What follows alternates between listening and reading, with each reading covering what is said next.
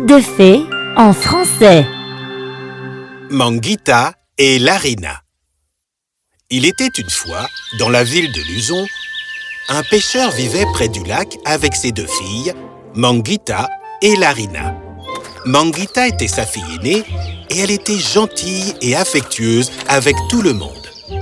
La plus jeune, Larina, était malheureusement l'exact contraire de sa sœur. Elle était méchante avec les gens, elle attrapait des papillons et les enfermait dans des bouteilles juste pour rire et elle parlait souvent mal à sa sœur. Manguita faisait toutes les corvées de la maison et s'assurait que le repas soit toujours prêt de façon à ce que quand son père rentrait le soir à la maison après sa journée de travail, affamé et épuisé, il trouvait son repas à table et son lit prêt pour la nuit. Larina n'aidait jamais sa sœur et se fichait encore plus de son père. Elle passait son temps assise près du lac, à se coiffer et à admirer son reflet dans l'eau. Ne suis-je pas la plus belle fille de la ville? Non mais sérieusement. Oh mais qu'est-ce que je dis? Il n'y a pas plus belle fille que moi dans tout le royaume. Alors forcément c'est pareil dans cette petite ville. Un jour, le pêcheur tomba malade et mourut peu après. Manguita fut dévastée. Elle cria et pleura pendant des heures, mais réalisa bien assez vite que la responsabilité de sa famille reposait maintenant sur ses épaules. Elle reprit ses esprits et alla trouver Larina pour lui faire part de sa décision.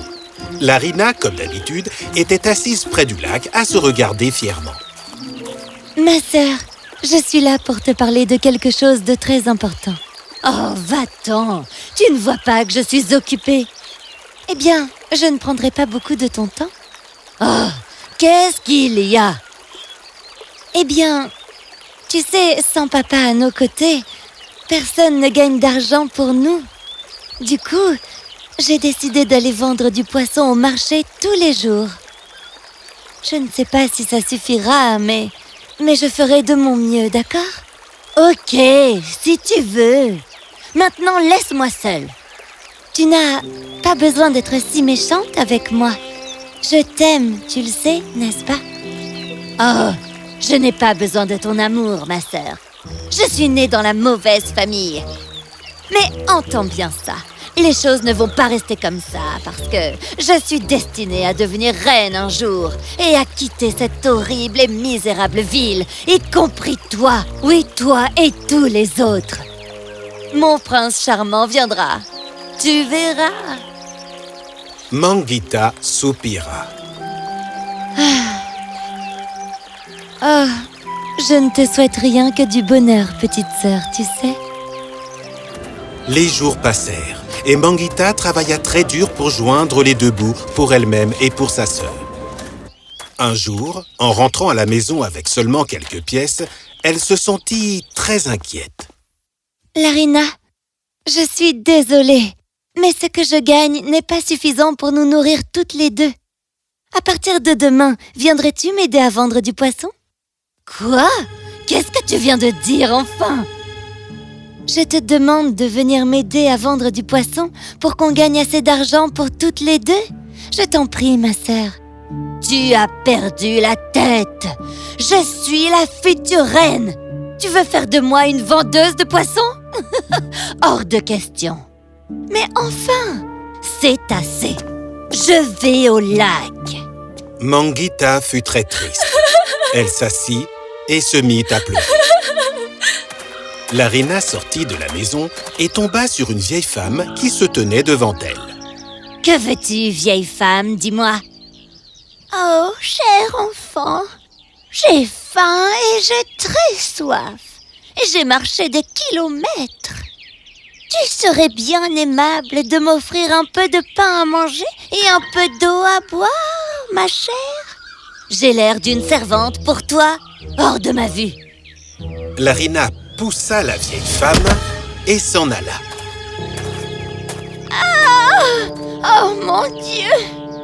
En entendant une vieille femme au dehors, Manguita sortit immédiatement de la maison. Elle fut horrifiée de trouver la vieille dame au sol. Oh, je suis vraiment navrée. Manguita aida la vieille femme à se relever et la fit rentrer dans sa maison. La vieille femme expliqua comment Larina l'avait poussée. Manguita fut choquée. Je suis désolée, gentille grand-mère. Mais ma sœur peut parfois être un petit peu malveillante. Oh, ça ira. Tu sembles être la gentille sœur. Si tu étais assez aimable pour me donner un peu de pain et un peu d'eau, s'il te plaît, je serais repartie en un rien de temps. Manguita accepta et lui apporta le seul morceau de pain qui lui restait. Elle lui offrit aussi un verre d'eau. La vieille dame mangea le pain et but l'eau avec bonheur. Oh, merci beaucoup, mon enfant. Ton âme est si belle. Sur ces mots, la vieille dame s'en alla. Manguita alla se coucher le ventre vide. Quelques jours plus tard, Manguita tomba malade, incapable de se lever du lit. Larina, comme d'habitude, ne s'en soucia guère. Ah, ma sœur. S'il te plaît, va au marché vendre du poisson. Nous n'avons aucune économie. Je n'irai nulle part. Et c'est la dernière fois que je te le dis. En disant cela, Larina sortit de la maison et tomba à nouveau sur la vieille dame. Encore toi? Que veux-tu à présent, hein? J'ai cru entendre que Manguita était malade. Je lui ai apporté des graines qui l'aideront à guérir. Laisse-moi entrer, je lui en donnerai toutes les heures et je m'occuperai très bien d'elle. Tu verras que demain matin, elle ira mieux. Crois-moi. Larina grinça des dents car elle ne souhaitait pas que Manguita guérisse. Elle fit semblant de sourire. Ah, ne te dérange donc pas, enfin. C'est ma sœur, tu sais. Donne-moi les graines et je vais m'assurer qu'on s'occupe bien d'elle. Tu es sûre? Oh, absolument. Eh bien, d'accord alors. Larina prit le sac de graines à la vieille dame. La fièvre de Manguita empira et elle ne put pas dormir de la nuit. Elle tourna et vira dans son lit toute la nuit. Ses yeux devinrent même jaunes. Larina ressentit une immense joie à voir sa sœur souffrir. Elle ne lui parla même pas des graines et cacha le sac sous le lit. Quand elle se réveilla le lendemain matin, Manguita transpirait abondamment. Larina sourit. Et tandis qu'elle s'apprêtait à quitter la maison, la vieille femme entra. « Hein? Toi? Comment oses-tu entrer dans la maison sans permission ?» La vieille femme sourit et claqua des doigts. Elle se transforma immédiatement en un superbe jeune homme. « Comment? Tu es un ange? » Je ne suis pas un ange, je suis un prince. Prince Steven de la maison Valedom. J'ai des pouvoirs mystiques et j'ai cherché par monts et par vaux la femme la plus gentille de la terre pour l'épouser. Et je dois dire que j'ai enfin trouvé la bonne, si elle veut bien de moi.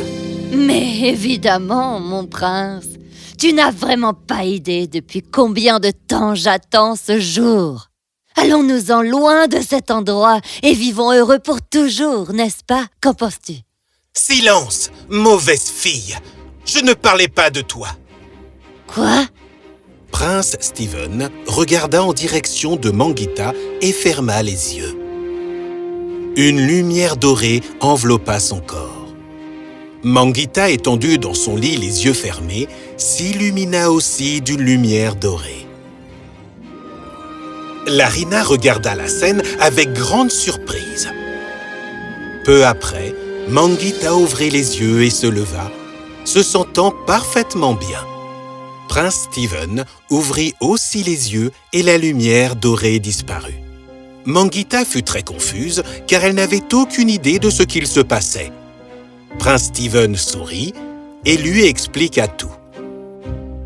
Je suis resté dehors toute la nuit à te surveiller. Non seulement ta sœur ne t'a pas donné les graines, mais elle t'a aussi souhaité le pire. Manguita fut dévastée en entendant cela. Elle se tourna vers sa sœur. Ma sœur, pourquoi? Pourquoi me détestes-tu autant?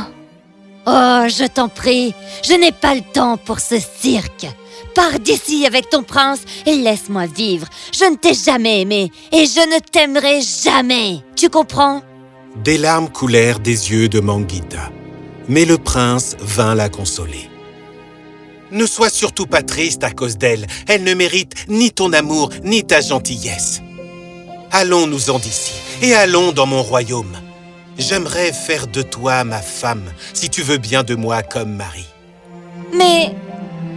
Mais enfin, c'est ma sœur. Eh bien, certaines personnes ne changent jamais. C'est mieux pour toi de le savoir dès maintenant. Vous avez fini tous les deux. Vous êtes vraiment très fatigants. Manguita regarda le prince Steven et acquiesça. Prince Steven claqua des doigts et tous les deux s'évaporèrent dans les airs. Au cours d'un grand mariage, Manguita et prince Steven s'unirent et ils vécurent ensuite une vie heureuse et bien remplie. Larina resta la même, méchante et cruelle envers les autres. Elle ne changea pas d'un pouce. Manguita, cependant, s'assura que sa sœur reçoive toujours assez à manger sans qu'elle le sache.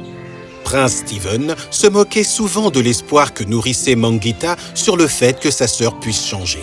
Eh bien, certaines personnes ne changent jamais. Ma sœur changera un jour, oui. J'en suis sûre. Oh, je ne parlais pas d'elle. Je parlais de toi et de ta foi en elle.